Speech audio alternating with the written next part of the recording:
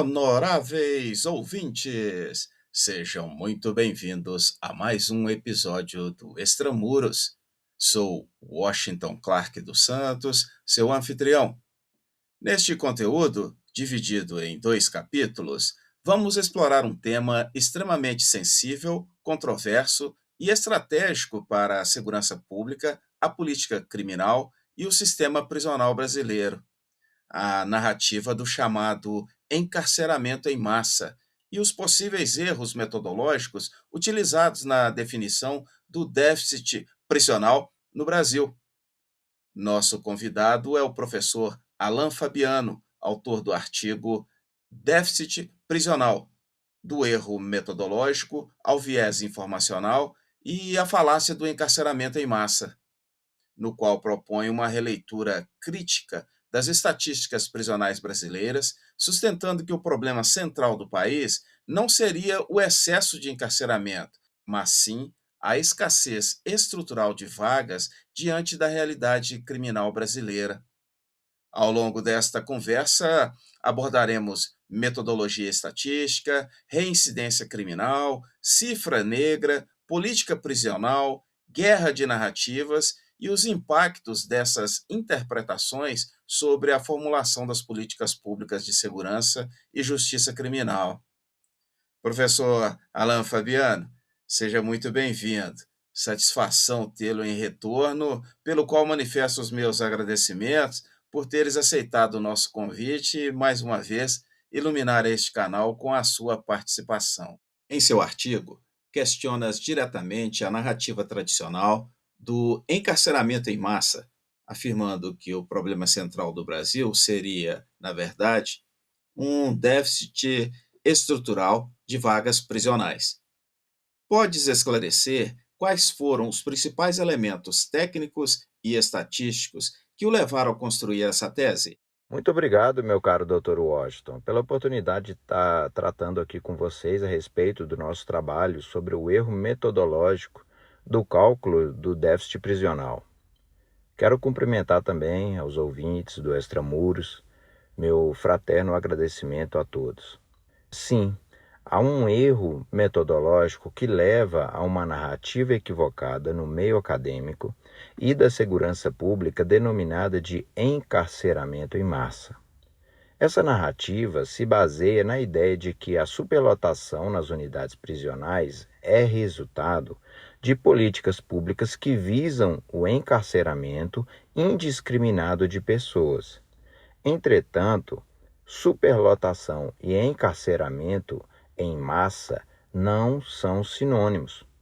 O fundamento metodológico que sustenta a narrativa do encarceramento em massa repousa na compreensão equivocada dos dados do Sistema Nacional de Informações Penais, que é o SIS-DEPEN.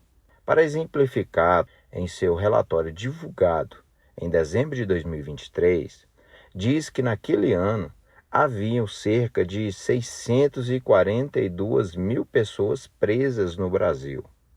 A capacidade de vagas, entretanto, era de 487 mil vagas, ou seja, num primeiro olhar, teríamos evidenciado o que seria um excesso de pessoas presas em comparação com o número de vagas. A população masculina era em torno de 615 mil e a feminina de 26 mil.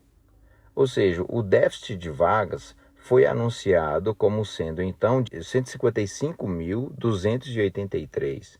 Isto é, para esse órgão prisional, o SIS-DEPEN, o país precisaria de 155 mil vagas para atender a demanda extra do sistema prisional. Os presos em regime fechado totalizavam em torno ali de 344 mil indivíduos e os provisórios em torno de 155 mil pessoas. Isto é, o país possuía um montante de 519 mil pessoas em situação de segregação do convívio social. Portanto, desse montante todo, cerca de 122 mil pessoas estavam registradas em condição de preso, entre aspas, porém estavam cumprindo ali um regime prisional de liberdade ou de semi-liberdade, ou seja, não estavam efetivamente presos.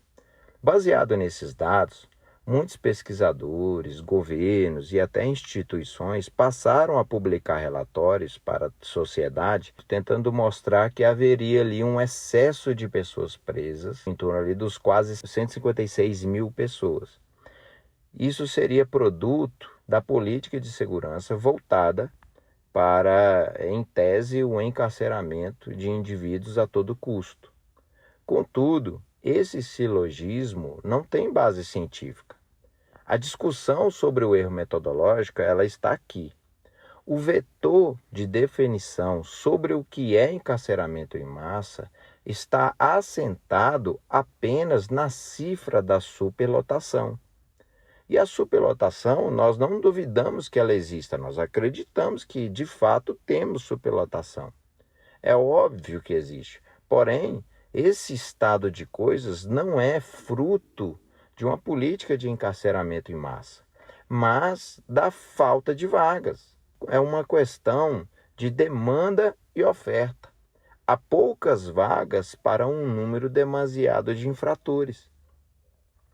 Entretanto, a definição do número de vagas prisionais no Brasil, ela se pauta no número de pessoas condenadas, que por sinal é inferior ao número de crimes registrados. A régua que define as vagas está abaixo da necessidade carcerária no contexto criminal brasileiro. Por isso, nosso trabalho com esse artigo vem com o objetivo de estabelecer uma nova proposta para a definição de vagas, mudando a base de cálculo, que sai do vetor superlotação para o parâmetro de crimes registrados. Sustentas que existe um erro metodológico relevante na forma como o Estado e diversos organismos analisam o sistema prisional brasileiro, especialmente ao comparar apenas número de presos versus quantidade de vagas disponíveis. Na sua visão, por que essa metodologia produz uma percepção distorcida da realidade criminal e prisional do país? Via de regra, Washington, quando se fala em metodologia científica, fala-se também a respeito de observação, análise e estudos de amostras. Entretanto, as amostras devem contemplar o fenômeno como um todo e não apenas uma parte. Isso é, no quesito de população prisional, nós teríamos que ter nos estudos vetores como pessoas presas, vagas em unidades prisionais, mas também os delitos. Não apenas os crimes que são processados e julgados, mas os que ainda não foram identificados os seus autores, aqueles em que a persecução criminal ainda não definiu a autoria, mas são delitos que estão registrados na base de dados da segurança pública. Esse vetor, ele não tem sido observado na elaboração dos estudos que criam as vagas prisionais. Na verdade, ele nem nunca foi relevado. A falta dessa amostra resulta na baixa oferta de vagas em detrimento ao volume de crimes que atingem a marca de 3 milhões de delitos por ano. Por não considerar tal vetor, as políticas públicas permitem que o caos carcerário se perpetue no país, propiciando que os presídios brasileiros sejam sempre superlotados e insalubres. A superlotação atua na mentalidade criminosa, gerando descontentamento e ódio por quem é submetido ao cárcere. Esse sentimento desencadeia o ciclo vicioso em que o tecido criminal, ao invés de buscar o realinhamento de condutas, se revolta contra a sociedade devido ao tratamento insalubre dentro dos presídios. Ao mesmo tempo, também podemos dizer que a superlotação se torna uma bandeira para grupos ativistas, para organizações não governamentais e movimentos sociais que acabam atuando como um fator de pressão sobre o Poder Judiciário e o Poder Legislativo, com o objetivo que estes poderes venham tomar medidas para diminuir o excesso de pessoas presas. Em razão disso, Como uma espécie de produto dessa pressão, acabaram surgindo as audiências de custódias e a previsão das medidas cautelares diversas da prisão no nosso ordenamento jurídico. Como consequência, os infratores acabam retornando às ruas antes do tempo previsto, após a prisão, culminando com a prática recidiva de delitos, ou seja, eles acabam voltando a delinquir. Cria-se, então, no seio social, aquele senso famigerado que é o da sensação de impunidade. Essa sensação é algo que está latente no nosso seio social e já está durando por décadas em nosso país. Um dos pontos mais interessantes do seu escrito é a inserção do volume total de crimes violentos registrados como variável essencial para o cálculo da necessidade real de vagas prisionais. Como essa inclusão altera a interpretação tradicional dos números do sistema prisional brasileiro? Veja bem, quando colocamos o volume de crimes no cálculo, toda conjuntura é alterada. Atualmente, o déficit que é mencionado nas publicações oficiais está atrelado apenas ao cálculo puro de vagas disponíveis ao número de pessoas condenadas com o trânsito em julgado, somado também ao número de pessoas em situação de prisão provisória e as que estão em regime domiciliar.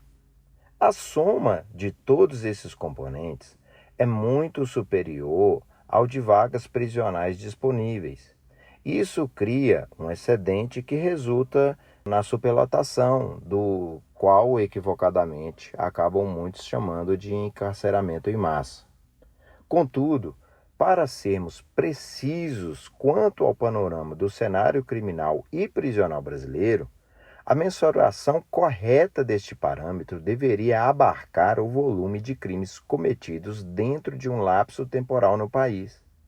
Em outras palavras, a metodologia para mensurar o número de vagas para o cumprimento de pena deveria levar em consideração o quantitativo de delitos totais no ano base analisado e não apenas o montante de pessoas juridicamente condenadas. Quanto maior for o número de registros indicando que delitos acontecem em um determinado lugar, maior é a incidência de indivíduos criminosos que as praticam. Logo, deveríamos ter vagas prisionais que acompanham o número médio de infratores, e não o número de condenados. Façamos algumas ponderações para a gente ter uma ideia. Se há mais de 600 mil presos em 2023 e ainda foram aferidos 3 milhões e 300 mil crimes violentos naquele ano, como roubo, furto, lesão corporal, homicídio, extorsão mediante sequestro, latrocínio, etc., naquele ano, e aqui eu estou falando de dados que são do Ministério da Justiça para o ano de 2023 e aqueles dados do Anuário de Segurança Pública, só fazendo aqui um parêntese. Então, sobre todos esses dados, sobre todos esses crimes, se a gente tem 600 mil pessoas presas, mas dentro do mesmo ano temos mais de 3 milhões de delitos, então quem praticou esses crimes? Quem são essas pessoas que realizaram esses crimes? Já que a gente tem 600 mil pessoas dentro dos presídios. Obviamente, quem está segregado da sociedade não teria como figurar como autor desses milhões de delitos. Nesse sentido, é pertinente compreender que os autores ainda estão nas ruas, eles estão livres, estão reincidindo em toda oportunidade que surgir. Por isso, quando colocamos o vetor volume de crimes na baliza, urge a necessidade de se aumentar o número de vagas prisionais para atender à alta demanda de infratores que estão nas ruas e, eventualmente, podem vir a ser presos. Ou seja, a chave para diminuir a superlotação é aumentar o volume de vagas prisionais e basear esse aumento de volume conforme o número de crimes registrados no ano base, ou seja, aqueles delitos que estão sendo registrados pelos órgãos de segurança pública. Essa é a nossa proposta. O texto também trabalha com o conceito de cifra negra, mencionando estudos que apontam elevados índices de crimes não registrados oficialmente. De que forma a subnotificação criminal impacta diretamente as análises sobre encarceramento, demanda prisional e formulação de políticas públicas? A respeito da cifra negra, ela é muito importante para que possamos mensurar o volume de crimes no contexto social que não são notificados e nem se faz presentes nos documentos públicos. Porém, essa cifra ela é sentida pela sociedade, que é, né, o sujeito passivo do evento delitivo, por meio do qual se revela o seu pior produto, que é o que todo mundo chama de reincidência criminal. Em estudo feito pelos pesquisadores Caetano, Ribeiro, Young e Gig em 2020, esses pesquisadores eles conseguiram mensurar o índice das cifras negras na proporção média de 62,55% de crimes não relatados. Ou seja, há uma tendência da maior parte da população brasileira em não recorrer à polícia para o registro de crimes do qual eles figuraram como vítima. Essa opção da sociedade em não registrar talvez seja porque as pessoas acabam não acreditando nos efeitos da persecução criminal. Às vezes eles acreditam que a polícia não vai conseguir identificar os autores, então essa sensação de impunidade acaba desestimulando as vítimas de registrarem os crimes aos quais elas figuram como sujeito passivo. Nesse sentido, conforme o estudo em questão, a realidade criminal no país é maior que os números oficiais governamentais que os órgãos do sistema de segurança estão afirmando que tenham acontecido. A proporção da cifra negra, denominada também de cifra oculta, permite ampliar a percepção da incidência criminal a níveis próximos da dinâmica das ruas e poderia também subsidiar os gestores públicos na formulação de políticas de controle do crime mais adequadas, se fossem de fato utilizadas dentro das metodologias de pesquisas governamentais. Utilizando o estudo mencionado, podemos fazer algumas considerações. Se temos cerca de 3 milhões e quase 400 mil crimes oficiais, com um volume de cifras negras, esse montante poderia ser aumentado até a casa dos 4 milhões e 700 mil crimes, ou seja, é o somatório das cifras oficiais e das cifras ocultas. Isso amplia sobremaneira nossa compreensão a respeito da magnitude do problema que nós temos dentro do Brasil. Mesmo que venhamos a trabalhar apenas com os dados oficiais do governo, sem considerar a cifra oculta, há um grande abismo entre os índices. Isto é, o número de pessoas presas no Brasil é insignificante se comparado com a massa do volume de eventos criminosos, cujos responsáveis pelos 3 milhões de delitos ainda permanecem soltos nas ruas. Claro que estamos tratando de vetores diferentes, onde pessoas sob júdice figuram num ponto e no outro trata de registros criminais, cujos autores nem sequer foram identificados. Entretanto, como o objetivo nosso é definir a capacidade de vagas para o sistema prisional em nível nacional, essa delimitação deve, a título de parâmetro base, ter o volume de crimes totais como pressuposto de probabilidades para a definição da média de sujeitos infratores. É algo que não vemos sendo feito ou realizados pelos órgãos oficiais e nem pelos institutos de pesquisa. Estamos diante do que eu chamaria de um erro crasso metodológico.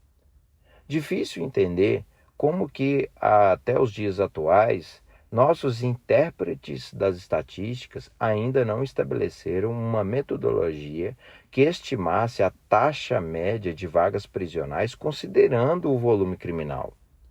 O que tem sido praticado atualmente é apenas a metodologia da taxa por 100 mil habitantes, com a contabilização dos números absolutos de encarcerados. Não há qualquer publicação estudo ou pesquisa que aponte outras mensurações além do que estamos apontando nesse artigo.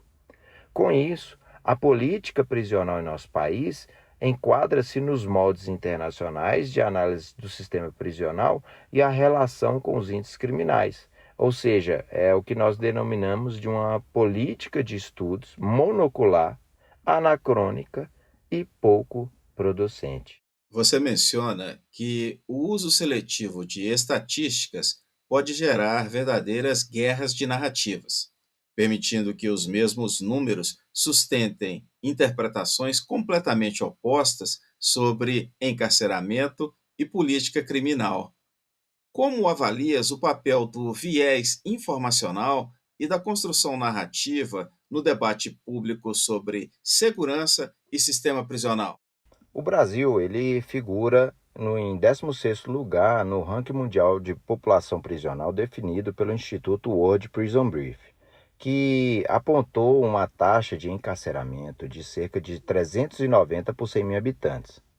Nessa pesquisa desse instituto, o Brasil também figura em 3º lugar em números absolutos de presos.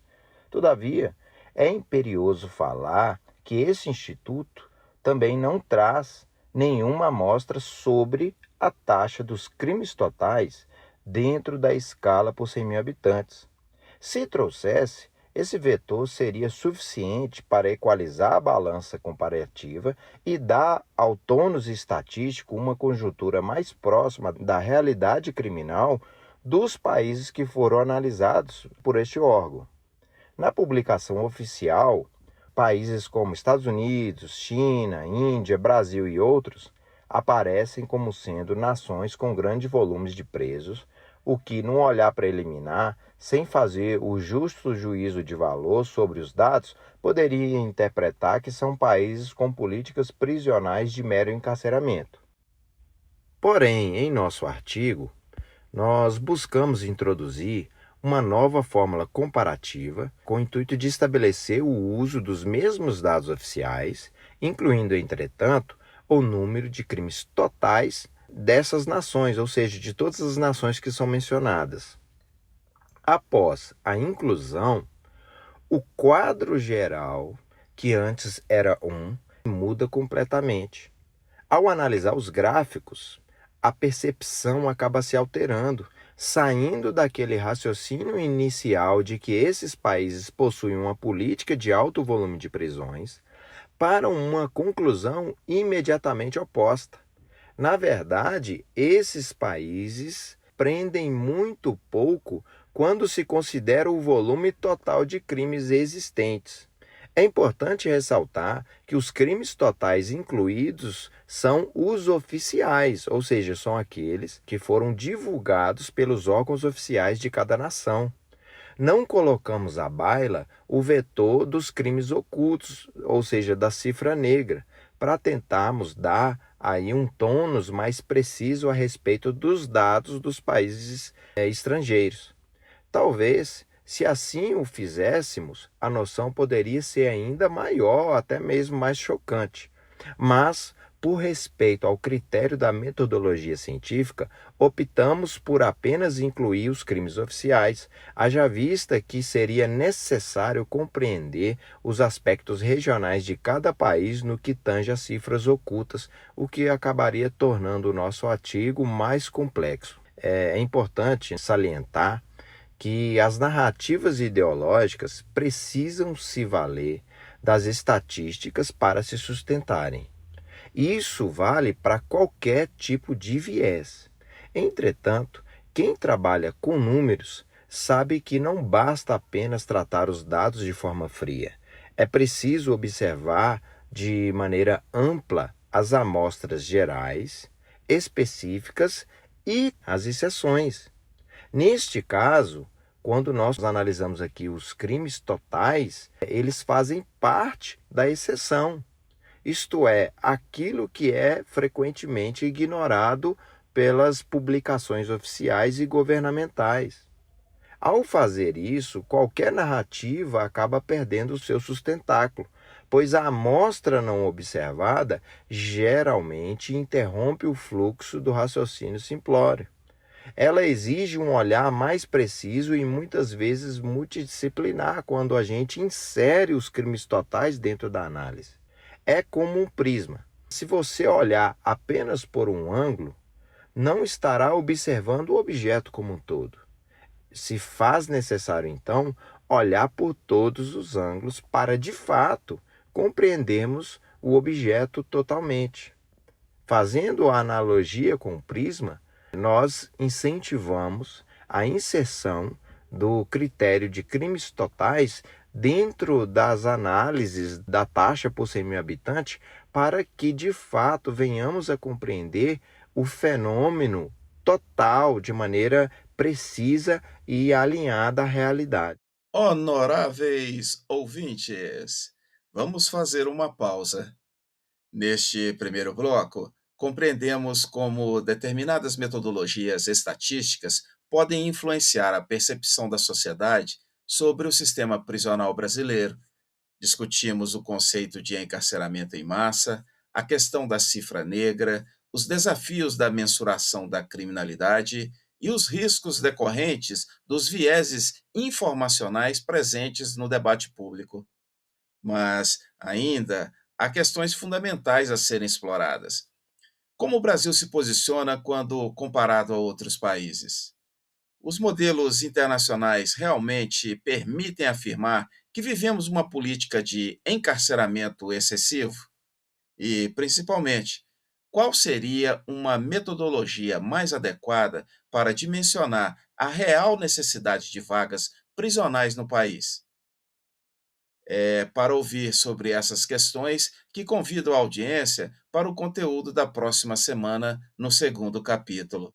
Este foi mais um episódio do Extramuros. Sou Washington Clark dos Santos, seu anfitrião. Acesse nosso website e saiba mais sobre este conteúdo.